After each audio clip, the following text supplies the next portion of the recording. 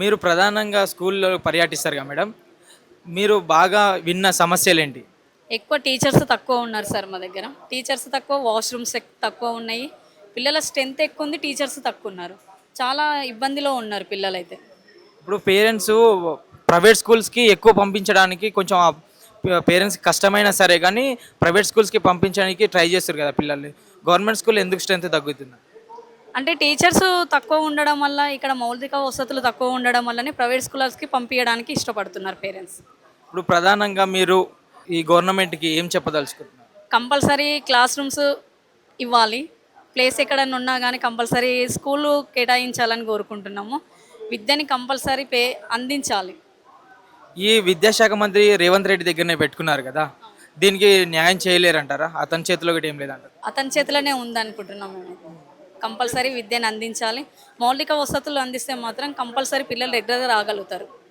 మీరు ఈ ధర్నా ద్వారా, ఈ ప్రెస్ మీట్ ద్వారా గవర్నమెంట్‌కి ఏం చెప్పదలుచుకుంటున్నారు? రేవంత్ రెడ్డి గారికి ఒకటే, కంపల్సరీ సబ్జెక్ట్ వైస్‌గా టీచర్లను ఇవ్వాలి.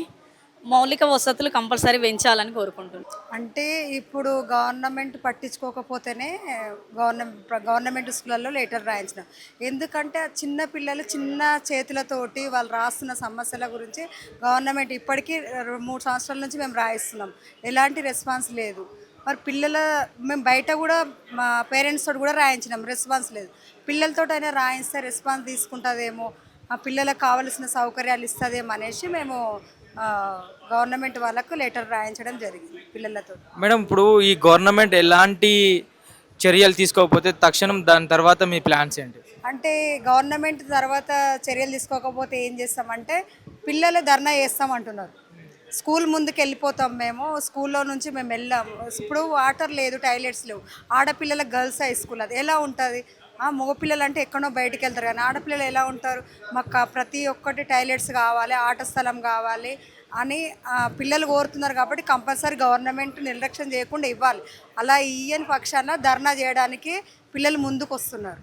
మేడం ఇప్పుడు ప్రధానంగా పిల్లలు రాసిన సమస్యలేంటి? పిల్లలు రాసిన సమస్యలు ఏంటంటే వాళ్ళకు పీటీ టీచర్ లేదు, తరగతి వైజ్గా టీచర్స్ కరెక్ట్గా లేరు. గేమ్స్ ఉన్నాయి, ఏం చేసుకుంటారు? ఆడుకునేటానికి ప్లే గ్రౌండ్ లేదు పిల్లలకు. ఆడుకునే స్థలం ఉండాలి, అన్ని చెట్లు గుట్టలు అట్లా ఉన్నాయి. చుట్టుముట్టు మొత్తం వేరే స్కూల్స్ ఉన్నాయి. ఈ పిల్లలు వల్ల గొడవ అవుతుంది. వాళ్ళకు సపరేట్ స్థలం కావాలి, డ్రింకింగ్ వాటర్ కావాలి అక్కడ పిల్లలకు. ఇంకోటి ఏంటంటే అది స్కూల్స్ అన్ని లోపలికి ఉన్నాయి. లోపలికి ఉండకుండా బయట పెద్ద బోర్డులాగా ప్రచారం చేయాలి. ఇప్పుడు నేను చెప్పిన స్కూల్ ఏంటంటే పిల్లలు ఒక 70 మంది పిల్లలు బయట నుంచి వస్తారు, 5-6 కిలోమీటర్లు ఉంటుంది. అది ఇప్పుడు బస్సు ఫ్రీ చేసిండు, బస్సులు ఆపట్లేదని పిల్లలు చాలా టెన్షన్లో ఉండి కొంతమంది పిల్లలు డ్రాప్ అవుతున్నారు కూడా. అది సమస్య కూడా ఉంది. Immediately government compulsory bus sanction చేయాలి. డైరెక్ట్ బస్సు స్కూల్ వరకు వచ్చేటట్టు చూడాలి. ఇప్పుడు కొంచెం ఒక 5 కిలోమీటర్లు ఉందనుకో, ఒక 3 కిలోమీటర్ల వరకు బస్సు ఆగకుండా వస్తే వేరే పిల్లలు ఆటోలలో వచ్చేవాళ్ళు కూడా ఉన్నారు. అక్కడ నుంచి మళ్ళీ నడవాలి, 1 కిలోమీటర్ కూడా నడవాలి పిల్లలు. అట్లా సమస్య లేకుండా కంపల్సరీ బస్సు అరేంజ్ చేస్తే స్కూల్ వరకు పిల్లలు ఈజీగా వస్తారు, డ్రాప్ కాకుండా ఉంటారు అనేది ముఖ్య మేడం ముఖ్యంగా గవర్నమెంట్ స్కూళ్ళల్లో స్ట్రెంత్ తగ్గడానికి గల కారణాలు ఈ సమస్యలే. ఇప్పుడు వాటర్ లేదు, టాయిలెట్స్ లేవు, టీచర్స్ సరిగ్గా లేరు, పిల్లలకు నాణ్యమైన విద్య అందాలంటే లేదు. ఇప్పుడు పేరెంట్స్ ఏమంటున్నారంటే స్కూల్లో చూసినప్పుడు టీచర్లే సరిగ్గా పిల్లలను పట్టించుకోవట్లేదు, ఆ టాయిలెట్స్ లేవు, ఫుడ్ సరిగ్గా వస్తలేదు, ఇవన్నీ లేవు కాబట్టి ప్రైవేట్ స్కూల్కి వెళ్తున్నారు పిల్లలు. అదే గవర్నమెంట్ స్కూల్ పిల్లలకు కావాల్సిన సౌకర్యాలని కల్పించి వాళ్ళకు స్కూల్ అంటే అరే ఇలా ఉండాలి, ఇంత పెద్ద ప్రేరుగా ఆడుకునే స్థలం ఉంది, పీటీ టీచర్ ప్రతి ఒక్క క్లాస్ సబ్జెక్ట్ వైజ్గా టీచర్స్ ఉండాలి. అట్లా ఉంటే కానీ పిల్లలు ప్రైవేట్ స్కూల్కి వెళ్ళకుండా ఉంటారు. ఇప్పుడు గవర్నమెంట్లో ఉన్న మంత్రులు చాలామంది గవర్నమెంట్ స్కూల్లోనే చదివిన వాళ్ళు కదా, వాళ్ళు చదివినప్పుడు ఉన్న సమస్యలు వాళ్ళకి తెలియదు అంటారా? అప్పటి సమస్యలు తెలుసు, గవర్నమెంట్కి కూడా తెలుసు. ఇప్పుడు నేను ఎగ్జాంపుల్ చెప్తా. మేము లెటర్ రాయించడానికి ఒక స్కూల్కి వెళ్తే ఆ స్కూల్లో సమస్య ఉంది. ఆ టీచర్ ఏమంటుందంటే గవర్నమెంట్కే మేము రాయాలా, మేము గవర్నమెంట్ టీచర్లు అయ్యి ఉండి మా గవర్నమెంట్కే రాస్తే ఎలాంటి స్పందన వస్తుందో ఏమొద్దనే చెప్పారు. అట్లా గవర్నమెంట్కి అన్నీ తెలుసు కానీ చెయ్యట్లేదు అంతే. ఎందుకంటే పిల్లలకు ఓటు హక్కు లేదు, పట్టించుకునే వాళ్ళు లేరు కాబట్టి అందుకే ఇట్లా గవర్నమెంట్ ఉంది. మేడం మీరు ఇప్పుడు ఈ పెట్టిన 20,000 పోస్ట్ కార్డులలో మీరు ప్రధానంగా చూసిన సమస్య ఏంటి పిల్లలది? ప్రధానంగా చూసిన సమస్య అంటే ఆయాలది. పెద్ద ప్రాబ్లం అంటే ఆయాలది. ఎందుకంటే నేను చేసిన పోస్ట్ కార్డ్ క్యాంపెయిన్‌లో ఒక 1000 మంది చదువుకునే పాఠశాల నుండి మేము పోస్ట్ కార్డ్స్ క్యాంపెయిన్ చేశాము. అక్కడ ప్రధానంగా సమస్య ఎందుకుందంటే ఇప్పుడు ఆ గవర్నమెంట్ నుండి ఆయాలు ఎక్కడలేరు. Main problem washrooms. అక్కడ 700 మంది ఆడపిల్లలే ఉంటారు. మన ఇంట్లో ఒక నలుగురు ఉన్న ఫ్యామిలీ ఒక్కరోజు క్లీన్ చేయకపోతే మనం వెళ్ళలేము. కాబట్టి అంతమంది పిల్లలు చదువుకునే స్కూల్కి ఆయాలు లేకపోవడం చాలా ఘోరమైన పరిస్థితిలో ఉంది. అలా వాష్రూమ్స్కి వెళ్ళాలంటే పిల్లలు సరిగా తినలేక వాటర్ కూడా తాగలేక అలాంటి ఇబ్బందుల్లో ఉన్నారు. ఒక మహిళగా చెప్పండి, బాలికల స్కూళ్ళల్లో ఎలాంటి పరిస్థితి ఉన్నది? వాళ్ళకి కావాల్సిన వసతులు లేవు, వాష్రూమ్స్ లేదు, వాటర్ సఫిషియెంట్ ఉండదు. ఇంకా ఆడపిల్లలు అంటే నెల నెల ప్రాబ్లమ్స్ ఉంటాయి. వారికి కావాల్సిన మెటీరియల్ కూడా అక్కడ ఉండాలి. ఇంత ముందున్న ప్రభుత్వము కొన్ని కిట్స్ ద్వారా వాళ్ళకి పంపిణీ చేసింది. ఇప్పుడైతే అది కూడా లేదు కొన్ని ఏళ్ల నుండి. అది అయితే చాలా ప్రాబ్లంగా ఉంది. అట్లా ప్రాబ్లం వచ్చినప్పుడు పిల్లలు మధ్యలో వెళ్ళిపోవడం అట్లా జరుగుతుంది. ఇప్పుడు ఈ ప్రెస్ మీట్ ద్వారా గవర్నమెంట్కి మీరు ఏం చెప్పదలుచుకుంటారు? మేము ఏంటంటే మేము తల్లుల సంఘం నుంచి ఎన్నో పిటిషన్స్ ఇచ్చినాము. కానీ కొన్ని నెరవేరాయి, ఇంకా కూడా అలాగే కొన్ని సమస్యలు ఉన్నాయి. కనీసం ఇప్పుడు ఈ పోస్ట్ కార్డ్ క్యాంపెయిన్ ద్వారా నేరుగా పిల్లలు అడిగితేనన్నా వాళ్ళ బాధను అర్థం చేసుకుంటారని. ఒక్క కార్డు వేస్తే చూడకపోవచ్చు, 1000 కార్డులు చూసైనా కూడా వాళ్ళ బాధను అర్థం చేసుకొని వాళ్ళకి న్యాయం జరుగుతుందని ఈ కార్యక్రమం ద్వారా చెప్పినాము. ఇప్పటికైనా కూడా స్పందించి వాళ్ళకి కావాల్సిన వసతులు ఏర్పాటు చేయాలని కోరుకుంటున్నాం. ఇప్పుడు ఈ మీటింగ్ వల్ల గవర్నమెంట్ స్పందించకపోతే దీని తర్వాత ఏంటి? ఏదైనా కూడా అంటే మేము ముందే డిసైడ్ అయినాం. ఒకవేళ కాకపోతే మేము ఎక్కడికైనా వచ్చి పిల్లల వైపు వాళ్ళ పక్షంగా వాళ్ళ హక్కులను కాపాడే దిశలో ఎక్కడికైనా వచ్చి మేము పోరాడతాం. పిల్లలు ఈ సమస్యలతోని మీరు పోరాడుతూ మీతో పాటు పిల్లల తల్లిదండ్రులు కూడా పాల్గొనే అవకాశం ఉందా? దీంట్లో అమ్మ ఆదర్శ పాఠశాల కమిటీ అని స్కూళ్ళల్లో ఉంది. వాళ్ళు కూడా దీంట్లో పాల్గొనడానికి కూడా సిద్ధంగా ఉన్నారు. వాళ్ళ పిల్లలకు న్యాయం జరుగుతుందంటే ప్రతి ఒక్క పేరెంట్ కూడా వస్తారు. సార్, ఈ 20,000 మంది విద్యార్థులు లేఖలు రాయాల్సిన పరిస్థితి ఎందుకు వచ్చింది? అందులో ప్రధాన కారణాలు ఏంటి? అంటే మన ప్రభుత్వ బడులలో పిల్లలకు సరైన వసతులు లేవు. లేకపోయినప్పటికీ కూడా ఇంకా వాళ్ళు అడిగే పరిస్థితిలో లేరు. ఎందుకంటే వాళ్ళు చిన్నపిల్లలు కనుక వాళ్ళ తరఫున మనం మాట్లాడి వాళ్ళ పరిస్థితులు ఏంటి అనేది మనం తెలియజేసి చేయాలంటే ఇది ఒక అన్నిటికన్నా సులభమైన సాధనము పోస్ట్ కార్డ్ క్యాంపెయిన్ అని మాకు అనిపించింది.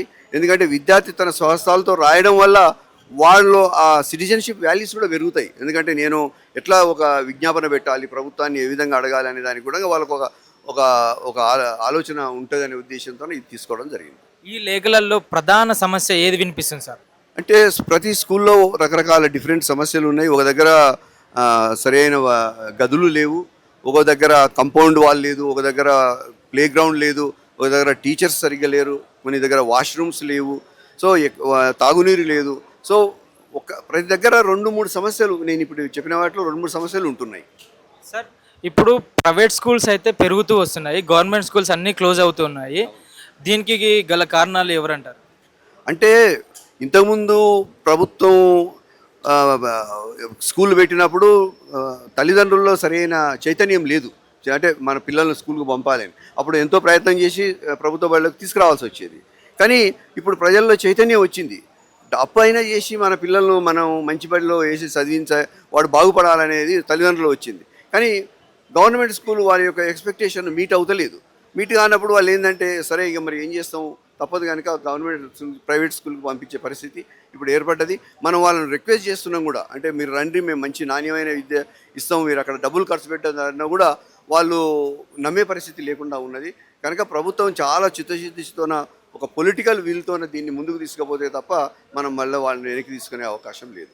సార్, రేవంత్ రెడ్డి దగ్గరనే విద్యాశాఖ మంత్రి పెట్టుకున్నాడు కదా, మీరు పెట్టిన ప్రెస్ మీట్కి న్యాయం చేయగలుగుతారంటారా? అంటే ఒక రకంగా సీఎం విద్యామంత్రిగా ఉంటే ఏంటంటే తనకున్న విస్తృత అధికారాలతో ఎంతకంటే అంత ముందుకు తీసుకుపోవడానికి ఆస్కారం ఉంటుంది ఒక రకంగా.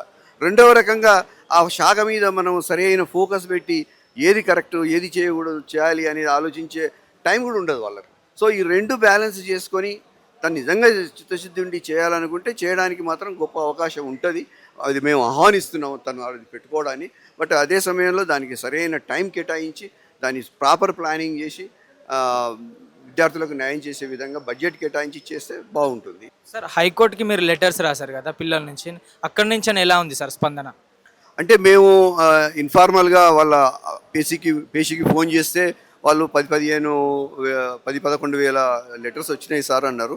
సో మరి మీరు ఏం చేస్తారు వీటిని అంటే, మేము సీజే గారికి నోట్ పుటప్ చేస్తాము, ఈ విధంగా వచ్చినాయని. మరి వాళ్ళు పరిశీలించి నిర్ణయం తీసుకుంటారని అన్నారు. ఇప్పుడే ఒక అడ్వకేట్ కూడా మన ప్రెస్ మీట్లో పాల్గొన్నారు. తన అనేది వాళ్ళకు ఒక పిల్ కమిటీ అని ఒకటి ఉంటుంది. దాంట్లో వాళ్ళు చర్చించి దీన్ని పిల్కు ఆమోదయోగ్యమా కాదా దాన్ని నిర్ణయించిన తర్వాత దాన్ని స్వీకరిస్తే వాళ్ళు దాని మీద ప్రభుత్వాన్ని ఎక్స్ప్లెనేషన్ అడగడం, దాన్ని బట్టి వాళ్ళు తదుపరి చర్య తీసుకోవడానికి ఆస్కారం ఉంటుంది. తెలంగాణ ఏర్పడ్డాక 12 సంవత్సరాల నుంచి ప్రభుత్వ బడులు బలోపేతం కావడానికి సిద్ధంగా లేవు. ఎందుకంటే ప్రభుత్వ బడులు బలోపేతంగా కావాలంటే కొత్త వచ్చిన వాళ్ళు ఏం చేస్తున్నారు, ఇంప్లిమెంటేషన్ కొత్త ప్రోగ్రామ్ చేస్తున్నారు. అంటే ఇక్కడ ఉన్న స్కూళ్ళని బలోపేతం చేయకుండా వేరే ప్రోగ్రామ్ చేసి దాన్ని మ్యాటర్ డైవర్ట్ చేస్తున్నారు. కాకపోతే గతంలో 2 సంవత్సరాల కింద మన డైలీవర్ విలేజ్ కేంద్రం చేసుకొని విద్యార్థులను post card campaign 20,000 post cards రాపించారు. అలాంటి స్పందన లేదు అప్పుడు. ఇప్పుడు ప్రజెంట్ మళ్ళొకసారి చూద్దామన్నట్టు డైలీవర్ విలేజ్ పోస్ట్ కార్డ్ క్యాంపెయిన్ ఒక ఉద్యమంలాగా తీసుకెళ్ళాం. 146 పాఠశాలలు ఇప్పటికీ రాయడం జరిగింది. దరిదాపు 15,000 పోస్ట్ కార్డ్స్ సీఎం దగ్గర, మన చీఫ్ జస్టిస్ గారి దగ్గరికి చేరుకోవడం జరిగింది. మరి దరిదాపు ఇంకా 5-6 రోజులు కూడా రాపిస్తే, ఒకవేళ విద్యార్థుల దగ్గర ఉన్నాయి కాబట్టి వాళ్ళు కూడా రాస్తే దాదాపు 20,000 పోస్ట్ కార్డ్స్ రాయాలని ఒక ఉద్యమంగా పెట్టుకోవడం జరిగింది. అంటే మనం ప్రభుత్వ బడుల్లో బలోపేతం కావడానికి ముఖ్య కారణం ఏంటంటే, మనం ఇంప్లిమెంటేషన్ ప్రతి క్లాస్లో ఒక టీచర్ ఉండాలి. అది మెయిన్ కారణం. మనకు ఇప్పుడు ఒక టీచర్ లేకపోవడం, మా పిల్లలు అంటే 5 తరగతులు కలిసి ఒక టీచర్ ఉంటాడు. వాస్తవానికి అక్కడ బలం నష్టపోతున్నాం గ్రామీణ ప్రాంతాల విద్యార్థులు. ఇప్పుడు ప్రైవేట్ స్కూల్కి వెళ్తే మనం ఏం చేస్తున్నాము, ఒక టీచరు 40 మంది పిల్లలు ఒక్కొక్క క్లాస్కి ఒక్కొక్కరు ఉంటారు. ఇక్కడ ఏంది 5 క్లాసులు కలిపి ఒకటే టీచర్ ఉంటాడు. మాకు మహమ్మదాబాద్ మండల కేంద్రంలో ఒక ధర్మపూర్ అనే విలేజ్ ఉంటుంది మన దగ్గర. ఆ గ్రామంలో 120 మంది విద్యార్థులు ఉంటారు, 2 టీచర్లు ఉంటారు. అంటే 5 తరగతులు ఏ విధంగా నిర్ణయిస్తారనేది ప్రభుత్వ దృష్టికి తీసుకెళ్లడానికి ఈ పోస్ట్ కార్డు ఉద్యమం చేస్తున్నాము. మనం నారాయణపేట జిల్లాలో ప్రభుత్వ ప్రాక్టీసింగ్ హై స్కూల్ అనేది ఒకటి ఉంది. గత 70 సంవత్సరాల నుంచి, స్వతంత్రం వచ్చి 80 సంవత్సరాలు అవుతుంది. అక్కడ 70 సంవత్సరాల నుంచి, అప్పుడు అంతకుముందు తెలియదు. ఆ విద్యార్థులు రాసిన పోస్ట్ కార్డు క్యాంపెయిన్లో 70 సంవత్సరాల నుంచి మాకు రెంటల్ బిల్డింగ్లో ఉంటున్నాము. అంటే ఇన్ని సంవత్సరాలు అయినా కూడా మనము ప్రభుత్వ బడిలో ఒక గవర్నమెంట్ బిల్డింగ్ లేకపోవడం చాలా దురదృష్టకరం. అది జిల్లా కేంద్రంలో, అంటే ఎమ్మెల్యేకు కూతవేటు దూరంలోనే ఆ స్కూల్ ఉంటుంది అన్నట్టు, క్యాంప్ ఆఫీస్కు. అంటే ఆ విధంగా ప్రభుత్వ బడులు సిస్టంగా మారాలంటే, ఇప్పుడు 550 మంది విద్యార్థుల్లో ఒక ఇంగ్లీష్ టీచర్ ఉండడం అంటే చాలా విడ్డూరం. అంటే ఇంగ్లీష్ ఎలా నేర్చుకుంటాం, ప్రపంచం మొత్తం డిజిటలైజేషన్ అంటున్నాం. అక్కడ మనం ఏం చేస్తున్నాం, కంప్యూటర్లు ఉంటాయి, కంప్యూటర్ ఇన్స్ట్రక్టర్ లేకుంటాడు. సైన్స్ టీచర్ ఉంటాడు, సైన్స్ ల్యాబ్ లేకపోతుంది. అక్కడ పీడీ టీచర్ ఉంటాడు, గ్రౌండ్ లేకుంటుంది. తర్వాత ప్రహరీ కూడా చిన్నగా ఉండడం వల్ల వేరే విద్యార్థులు వచ్చి బయట వాళ్ళు వేరే అసాంఘిక కార్యకలాపాలు, అంటే ఇవన్నీ కామన్ టాయిలెట్స్ లేకపోవడము. తర్వాత ఇంకా ప్రభుత్వ బడులు బలోపేతం చేయాలంటే ఒక పోస్ట్ కార్డు ఉద్యమం అనేది ఒక ఆలోచన దృక్పథంతో ముందుకు తీసుకెళ్తున్నాం కాబట్టి ఈ విధంగా ఉంది. మీరు చేసిన గ్రౌండ్ వర్క్లో బాగా వినిపిస్తున్న సమస్యలు ఏంటి? మెయిన్ సమస్య అంటే టీచర్స్ కొరత ఒకటి. ఇప్పుడు మొన్న రీసెంట్లీ ప్రభుత్వ బడుల్లో గత జిహెచ్ఎంలు రిటైర్డ్ అయ్యారు, ఆ పోస్టులు ఫిలప్ చేయకపోవడం ఒకటి కారణం. సింగిల్ టీచర్ ఉన్నతోన ఒకటే టీచర్ ఉంటే ఆ స్కూల్కి లీవ్ పెట్టి వేరే స్కూల్కి వెళ్ళడం అంటే ఆ స్కూల్ మూతపడుతుంది ఆ రోజు. అంటే ప్రభుత్వ బడుల్లో మనకు విద్యార్థి చట్టం 20 మందికి 30 మందికి ఒక టీచర్ ఉండాలనే ఒక ఆలోచన మనకు. అంటే ఆ విధంగా మరుగైపోతుంది ప్రభుత్వ బడులు అనేది. గ్రామీణ ప్రాంతాల్లో ఎక్కువ అవకాశాలు మనకు లేవు కాబట్టి ఆ అవకాశాలను అందిపుచ్చుకోవడానికి గ్రామీణ ప్రాంతాల్లో ఒక టీచర్ కానీ ఒక 2-3 టీచర్లు ఉంటే ప్రభుత్వ బడులు బలోపేతం తయారు కావడానికి అవకాశం ఉంటుంది. ఈ సమస్యని గవర్నమెంట్కి తీసుకెళ్ళడానికి మీరు ఇంకేమైనా చేయడానికి అవకాశం ఉందా? ఇప్పుడు ప్రస్తుతం అయితే పోస్ట్ కార్డ్ క్యాంపెయిన్ నడుస్తుంది, ప్రభుత్వ దృష్టికి వెళ్తుందని మేము ఆశిస్తున్నాము. మీడియా ద్వారా ప్రతి ఒక్కరూ, మీడియా వాళ్ళు ఇక్కడ వచ్చారు కాబట్టి ప్రభుత్వ దృష్టికి తీసుకెళ్ళి ప్రభుత్వాన్ని ఆదేశించే మార్గంలో మనం ఒక ప్రయత్నం చేద్దామని ఒక ఆలోచన, చిరు ప్రయత్నం.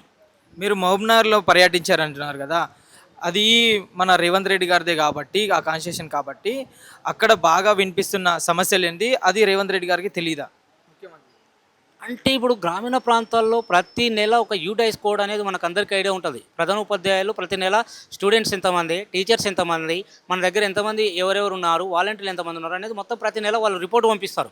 మళ్ళీ ఆ రిపోర్ట్స్ చూస్తున్నారా లేదా అనేది మనకు కూడా అర్థమవుతుంది. డిఓ కార్యాలయం, కలెక్టర్ వాళ్ళంతా స్పందించకపోవడం. అంటే ఇప్పుడు 4 టీచర్లు ఉన్నతో 3 టీచర్లు, 2 టీచర్లు అంటే ప్రతి నెల మనం పంపిస్తున్నాం. వాళ్ళు చూడాలి, చూసి దాన్ని రెక్టిఫై చేసి ఇక్కడ టీచర్ అవసరం ఉంటే, ఏ టీచర్ అవసరం ఉంటే అక్కడ పంపించాలి. అంటే ప్రభుత్వ బడుల్లో మనము ఏం చేస్తున్నాము, కామన్ టాయిలెట్స్ అంటే 300 ఉన్న ఆడపిల్లలు ఒక టాయిలెట్ 2 టాయిలెట్స్ ఉంటే చాలా ఇబ్బందికరంగా ఉంది. అంటే క్యూ పద్ధతి పాటిస్తున్నారు. అంటే ఈ విధంగా మనము మరుగుపరచాలంటే మరుగుదొడ్లు, కామన్ టాయిలెట్స్, ప్రహరీ గోడలు, తర్వాత ఆట స్థలాలు, తర్వాత టీచరు, ఇంగ్లీష్ టీచర్ లేకపోతే ఇంగ్లీష్ టీచర్, హిందీ టీచర్, అంటే ప్రతి సబ్జెక్ట్కి ఒక టీచర్ ఉండాలి. 500 ఉన్న స్ట్రెంత్ ఎంతమంది టీచర్లు ఉన్నారో అంతమంది నియమిస్తే ఖచ్చితంగా ప్రభుత్వ బడులు బలోపేతం కావడానికి ఇది ఒక సువర్ణ అవకాశం. సార్ మీరు ఈ హైకోర్టు నుంచి అని మీరు కేసుని టేకప్ చేశారని చెప్తున్నారు, దీన్ని ఎలా సాల్వ్ చేయాలనుకుంటున్నారు? అంటే హైకోర్టు నుంచి ఇంకా కేసు తీసుకోలేదు. జరిగింది ఏంటంటే 20,000 మంది విద్యార్థులు వారి ఉత్తరాల ద్వారా సిజేఐ గారికి విన్నవించుకున్నారు. ఏమనంటే మా స్కూల్లో కానీ మా దగ్గర ఎక్కడైతే విద్యా వ్యవస్థ ఎక్కడైతే ఉందో అక్కడ మాకు ఒక ఇన్ఫ్రాస్ట్రక్చర్ లేదు, ఇన్ఫ్రాస్ట్రక్చర్ కల్పించండి అని వారు కొన్ని విన్నవించుకున్నారు. ఆ ఇన్ఫ్రాస్ట్రక్చర్ ఏంది, బాత్రూమ్లు కావచ్చు, స్కూల్ బిల్డింగ్స్ కావచ్చు, లోపల లైబ్రరీస్ కావచ్చు, కంప్యూటర్ ల్యాబ్స్ కావచ్చు, లోపల ఫ్యాన్లు కావచ్చు, చాలా చిన్న చిన్న విషయాలు కానీ పెద్ద విషయాలు కావచ్చు, ఏవైనా కానీ వీటన్నిటిని వాళ్ళ విద్యార్థులు ఒక 20,000 మంది విద్యార్థులు వాళ్ళలో వాళ్ళకి ఏదైతే ఇబ్బంది అనిపించిందో వాటినే రాయండి అని అడిగినాం. అంతేగాని వీటినే రాయాలి ఇదినే రాయండి అని ఒక స్టాక్ కంటెంట్ ఇచ్చి రాసింది కాదు అది. వాళ్ళ విద్యార్థులు వాళ్ళకి ఏది ఇబ్బంది ఉన్నదో ఒకటే స్కూల్లో నాలుగు ప్రాబ్లం కాకపోతే 40 ప్రాబ్లమ్స్ వచ్చినాయి. ఎందుకంటే 40 మంది విద్యార్థులు వారికి అనుకున్న వాటిని రాస్తున్నారు. అవన్నీ కూడా ఉత్తరాలు రాయడం వల్ల సిజేఆర్కి రాయడం వల్ల ఉత్తరాలకు ఒక మన కోర్టులో ఒక ఉత్తరాన్ని కేవలం ఒక చిన్న పోస్ట్ కార్డును కూడా ఒక పబ్లిక్ ఇంట్రెస్ట్ లిటిగేషన్గా మార్చుకునే సాంప్రదాయం ఒకటి మన కోర్టులో, మన భారతీయ కోర్టుల్లో ఉంది. ముఖ్యంగా సుప్రీంకోర్టు, హైకోర్టు వీటిని రిట్ పిటిషన్స్ లాగా, పబ్లిక్ ఇంట్రెస్ట్ పిటిషన్స్ లాగా PILs అంటారు. సో ప్రజా ప్రయోజన వాద్యాలుగా మారే అవకాశం ఉత్తరాలకు ఉన్నది. అంటే ఈమెయిల్లకు కానీ SMS-లకు కానీ లేనటువంటి అవకాశం ఒకటి ఉత్తరాలకు ఉంది. మళ్ళీ ఇది అందరికీ అందుబాటులో ఉన్నటువంటిది 50 రూపాయలు. దీని ద్వారా పబ్లిక్ అందరూ కూడా అంటే ఎవరైనా సరే స్టూడెంట్స్ అందరూ కూడా సిజేఐ గారిని రీచ్ అయ్యే అవకాశం ఉంది కాబట్టి వీటిని ఎన్నుకున్నాం. మీరు ఎలాంటి సపోర్ట్ ఇవ్వబోతున్నారు సార్ ఈరోజు? అంటే వీటిపైన ఇప్పుడు యాక్చువల్గా హైకోర్టులో అంటే జరిగేది ఏంటంటే ఈ హైకోర్టులో వీటన్నిటిని తీసుకొని సిజేఐ గారి దగ్గరికి రిజిస్ట్రార్ గారు సిజేఐ గారు ముందు పెడతారు. అప్పుడు ఒక పిల్ కమిటీ ఉంటుంది. ఆ పిల్ కమిటీలో పిల్లు వాళ్ళ కమిటీ చర్చించి వీటిలో ఉన్న విషయాలు తీసి దాన్ని పిన్నులాగా కన్వర్ట్ చేసేది యూజువల్లీ జరిగే ప్రాసెస్. అయితే దీన్ని పిల్లులాగా కన్వర్ట్ కోర్టు సుమోటోలాగా తీసుకొని కూడా కన్వర్ట్ చేయొచ్చు. లేదా కొందరు విద్యార్థులు తీసుకొని మేము కూడా ఒకటి పిల్లులాగా ఆల్రెడీ అయితే ఇటువంటి ఒక 2-3 ప్రయోజన వాద్యాలు కూడా కొన్ని వేరే విషయాలపైన కానీ విద్యా విషయాలపైన కొన్ని 2-3 కోర్టులో జరుగుతున్నాయి. అది జరుగుతున్నప్పుడు అదే ప్రొసీడింగ్స్లో మేము కూడా పోయి ఇంప్లీడ్ అయ్యి కావాల్సిన మా విషయాలు కూడా ఏమున్నాయని చెప్పినప్పుడు సమగ్రంగా అప్పుడు కోర్టుకు కూడా చాలా విషయాలు అన్ని విద్యా ఒకటే వైపు కాకుండా అన్ని విషయాల వైపు తెరిచి వాటన్నిటిని కూడా చూసుకునే అవకాశం ఉంటుంది. కాబట్టి మేము అందులో ఇంప్లీడ్ అయ్యే అవకాశం ఉంటుంది. నా పేరు సాయి కుమార్. నేను బాలల హక్కుల పరిరక్షణ వేదికలో పనిచేస్తున్నా. గత 27 సంవత్సరాల నుంచి కూడా నేను ఈ ప్రభుత్వ పాఠశాలలు విద్య, నాణ్యమైన విద్య, ఈ చైల్డ్ రైట్స్, విద్యాకు చట్టం ఇంప్లిమెంటేషన్ వీటి మీద గత 27 సంవత్సరాలుగా నేను ఉమ్మడి ఆంధ్రప్రదేశ్లో కానీ తెలంగాణలో కానీ పనిచేస్తున్నా. ముఖ్యంగా ఈ పోస్ట్ కార్డ్ క్యాంపెయిన్ అనేది ముఖ్య ఉద్దేశం ఏంటంటే ప్రభుత్వ పాఠశాలలో చదువుతున్నటువంటి పిల్లలకు ఉన్నటువంటి అడ్డంకులు, వసతులు లేమి ఏదైతే ఉన్నదో ఈ సమస్యలను గుర్తించి ఆ సమస్యలు స్వయంగా పిల్లలే వాళ్ళ యొక్క సొంత చేతులతో రాసి వాళ్ళ సమస్యనే వాళ్ళు న్యాయస్థానానికి విన్నవించుకోవడానికి చేసినటువంటి ఒక కార్యక్రమం. సార్ ఇప్పుడు ప్రధానంగా మీరు తీవ్రంగా ఎదుర్కొన్న సమస్య ఏంటి? తీవ్రంగా మేము దరిదాపుగా ఇప్పుడు మీ 20,000 పోస్ట్ కార్డులలో చేసినాము. 150 పాఠశాలలు మేము చూసుకుంటే అన్ని పాఠశాలలో కానీ ఒకటే క్లియర్గా 3-4 సమస్యలు క్లియర్ ఉన్నాయి. ఒకటి, ఏ స్కూల్లో కూడా పిల్లలకు తగ్గటువంటి టీచర్లు లేరు. రెండోది, హై స్కూళ్ళల్లో మేజర్గా ఇంగ్లీషు, మ్యాథ్స్, ఫిజికల్ సైన్స్, PETలు లేరు. నెంబర్ 3, పిల్లలకు తగ్గట్టు వాష్రూమ్స్ లేవు. నెంబర్ 4, మంచినీళ్ళు అసలుకే లేవు. ఇక కరెంట్ అంటారా, కరెంటు ఉన్నా అన్ని రూములలో ఫ్యాన్లు లేవు, టేబుల్ లేవు, కుర్చీలు లేవు. పిల్లలు ఇంకా కిందనే కూర్చుంటూ ప్రహరీ గోడలు కూడా లేవు. అతి ముఖ్యమైన విషయం ఏంటంటే వాష్రూమ్స్, హై స్కూళ్ళలో వాష్రూమ్స్ లేకపోవడం వల్ల బాలికలు మంచినీళ్ళు తాగడానికి కూడా భయపడుతున్నారు. బయటికి పోవాల్సి వస్తుంది. ఇబ్బంది. వాళ్ళ యొక్క ఆత్మగౌరవం పిల్లలను ఇవాళ ఎన్నో రకాల అవమానాలు ఎదుర్కొంటూ ఇవాళ ప్రభుత్వ పాఠశాలలో పిల్లలు విద్యను కొనసాగించడం జరుగుతుంది. మరి అవమానపరుచుకుంటూ ఎన్ని రోజులు ఈ విద్య కొనసాగిస్తారు? అంటే మనకు భారత రాజ్యాంగం మనకు హక్కులు ఇచ్చింది. ఈ హక్కులని, అవసరాలను ఇంప్లిమెంటేషన్ చేయాల్సిన బాధ్యత కేంద్ర రాష్ట్ర ప్రభుత్వాలకు ఉన్నది. దానికి విద్యాకు చట్టం వచ్చింది.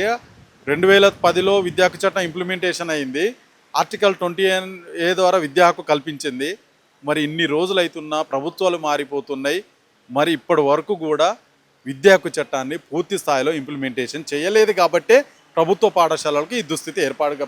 రేవంత్ రెడ్డి దగ్గరనే ఈ విద్యాశాఖ మంత్రి పెట్టుకున్నాడు కదా, ఇప్పుడు మీరు లేవనెత్తిన సమస్యలకి న్యాయం చేయగలుగుతాడా? ఒక రకంగా చెప్పాలంటే సరే, ముఖ్యమంత్రి గారు ఆయన ఏ ఉద్దేశంతో విద్యాశాఖను ఆయన దగ్గర ఉంచుకుండో అదొక మంచి విషయం. ఎందుకంటే స్వయంగా నేనే ఎడ్యుకేషన్ చూస్తా అనేది చాలా హర్షకదగ్గ విషయం. కానీ ఆయన అన్నటువంటి మాటలకు ఇంప్లిమెంటేషన్కు సరిపడా పోలికలు ఉండాలి. ఎగ్జాంపుల్, ఇప్పుడు 2 బడ్జెట్ సమావేశాలు అయిపోయినాయి కదా, వీళ్ళు ఎన్నికల మేనిఫెస్టోలో మేము 15% విద్య కేటాయిస్తారని చెప్పారు. కానీ ఇలా ఉన్నటువంటి ముఖ్యమంత్రి పదవిలోకి వచ్చినాక విద్యాశాఖ మంత్రిగా ఉన్నాడు, ముఖ్యమంత్రిగా ఉన్నారు, కానీ ఆయన చేసింది ఏంది? ఏం ఇంప్లిమెంటేషన్ 8% కూడా సరిగా పెట్టలేకపోయాడు. ఇవాళ పెట్టకపోగా ఇవాళ ఇంటిగ్రేటెడ్ స్కూల్స్ అని, ఇవాళ నువ్వు ఇంటిగ్రేటెడ్ స్కూల్స్ కావడానికి ఇంకొక 10 ఏళ్ళు పట్టవచ్చు. ఇవాళ స్టార్ట్ అయితే కనీసం 6-7 సంవత్సరాలు పట్టుద్ది. కానీ 6-7 సంవత్సరాల కంటే ముందు ఇప్పుడు ప్రస్తుతం ప్రభుత్వ పాఠశాలలు చదువుతున్న లక్షలాది మంది పిల్లల విద్య ఏం కావాలి? ఇవాళ హై స్కూళ్ళల్లో టీచర్లు, సబ్జెక్టు టీచర్లు లేరు, కూర్చోవడానికి లేదు, టాయిలెట్స్ లేవు, వాష్రూమ్స్ లేవు.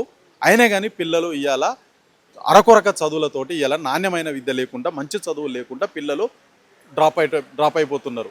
నిన్న మొన్న 3 డేస్ బ్యాక్ లోక్సభలో ఒక అథారిటీ కమిటీ ఏం నివేదిక ఇచ్చింది? 6 నుంచి ఇంటర్మీడియట్ వరకు పిల్లలు 73% పిల్లలు డ్రాప్ అవుతున్నారు. నువ్వు గవర్నమెంట్ నివేదిక అది. ఎందుకు గవర్నమెంట్ ఎక్కడి నుంచి డ్రాప్ అయిపోతారు? పిల్లలంతా గవర్నమెంట్ స్కూల్ నుంచి డ్రాప్ అయిపోతారు. మరి కనీసం సోయి లేదా? 73% పిల్లలు, హై స్కూల్ పిల్లలు డ్రాప్ అయిపోతారు అంటే అర్థమైంది వానికి సబ్జెక్ట్ లేకపోవడం వల్లనే కదా. వాడు ఇలా 6లో నేర్చుకోవాల్సినటువంటి మ్యాథ్స్ నేర్చుకోకుండా 9th దాకా వచ్చిందంటే వాడు 10thలో ఏం మ్యాథ్స్ చేస్తాడు? వాడు డ్రాప్గా ఏమవుతాడు వాడు? అయినా కానీ ఇవాళ ప్రభుత్వం ఎట్లా ఉందంటే, ఇవాళ మాకు మంచి 10th క్లాసుల రిజల్ట్ రావాలని 10th class present 10th class చదివే పిల్లల మీద ఫోర్స్ పెడుతున్నారు. స్పెషల్ క్లాసులు అంటారు, అది అంటారు. అరే నువ్వు 1 నుంచి చదువు నేర్పకుండా నువ్వు 10th క్లాస్ మీద ఫోకస్ పెడితే ఏం సుఖం అబ్బాయి? ప్రభుత్వం 1వ తరగతి ఇలా 10th క్లాస్ చదివే పిల్లలు కూడా ఇలా 1వ తరగతిలో సొంతంగా ఒక వాక్యం రాయలేకపోతే, తెలుగులో 1వ తరగతిలో ఉన్న సామర్థ్యం 10th క్లాస్ పిల్లవాడు చదవలేకపోతుండు, ఒక సొంతంగా ఒక వాక్యం రాయలేకపోతుండు, ఒక సొంతంగా నోటి లెక్కలు చెప్పలేకపోతుండు. నువ్వు అటువంటి 10th క్లాస్ పిల్లల మీద నాకు మంచి రిజల్ట్ రావాలని ఇవాళ డిఓలు, కలెక్టర్లు, ఇవాళ హై స్కూల్ హెడ్ మాస్టర్ల మీద ఒత్తిడి చేస్తే ఎటువంటి రిజల్ట్ వస్తున్నాయో మనందరికీ తెలుసు, మీడియా మిత్రులకు కూడా తెలుసు.